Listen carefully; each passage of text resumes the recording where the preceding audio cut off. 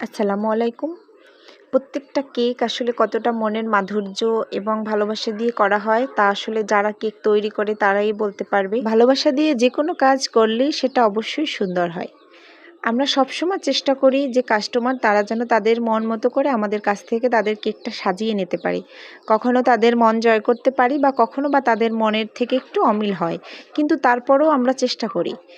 এই কেকটা ছিল একটা আপু, সে একটি পিক আমাকে দিয়েছিলেন যে এই ধরনের একটা কেক আমাকে তৈরি করে দিবেন তার মেয়ের জন্মদিনের জন্য। তো আমি মোটামুটি চেষ্টা করেছি যাতে কেকটা সেই ছবিটার মতো হয়।